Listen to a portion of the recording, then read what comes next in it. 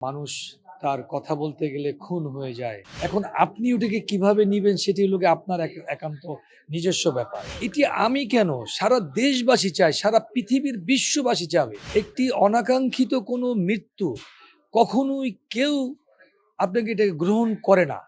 আজকের এই দিনে আসলে সত্যিকার অর্থে খুব একটা ভালো নেই। কারণ হলো গিয়ে যে ধরনের ঘটনা ঘটছে এবং যে ধরনের ঘটনায় আসলে আমরা সবাই জর্জরিত, এটি আসলে এই দেশবাসী কেউ কাম্য করে না। আমরা চাই একটি সুন্দর দেশ, একটি শান্তিপ্রিয় দেশ, যেখানে মানুষ হাসবে, খেলবে, কথা বলবে। কিন্তু সেখানে মানুষ তার কথা বলতে গেলে খুন হয়ে যায়। সেখানে আসলে আমি মনে করি না যে এই দেশের মানুষ ভালো থাকার কথা। তো এটা আসলে অনেক কষ্টের এবং বেদনার। কারণ যে চলে যায় সে তো চলেই যায়। তার সাথে যারা থাকে, তার সাথে তার ফ্যামিলি যারা জড়িত থাকে, আসলে তারাই কষ্ট পায়।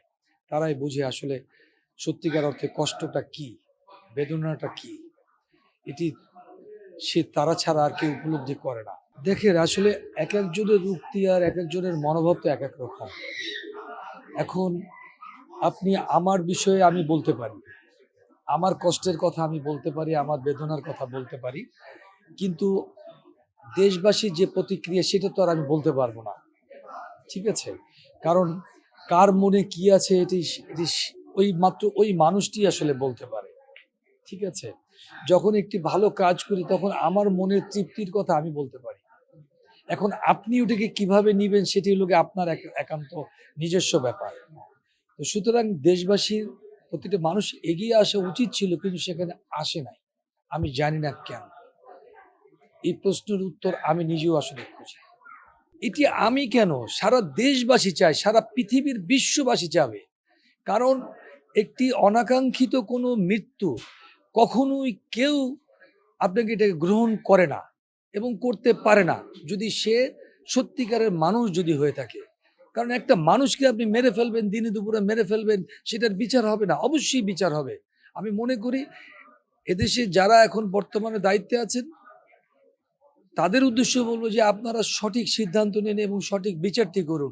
পরবর্তী যারা আসবেন তাদের উদ্দেশ্য তো একই কথাই থাকবে, যে আপনারা দেশের প্রত্যেকটা মানুষের, কারণ আপনারা একটি নাগরিক, আপনার একটি একটি ভোট দিয়ে কিন্তু যারাই আসবে ক্ষমতায়, যাদেরকে বসাবে, এই লোকগুলোই কিন্তু আপনাদেরকে ভোট দিয়ে বসিয়েছে। সুতরাং তাই সেই লোকগুলোর দায়িত্ব তো আপনাদের নিতেই হবে, তাই না? সেই দায়িত্বের আলোক থেকে আমি বলবো যে আপনারা সঠিক সিদ্ধান্ত নেবেন এবং সঠিক বিচারটি করবেন। কারণ তাতে কি হবে, মানুষের ভিতরে একটা ভয় ভীতি কাজ করবে, মানুষ অন্যায় করার এবং অন্যায় করে পার পাওয়ার কোনো সুযোগ আসলে সে পাবে না।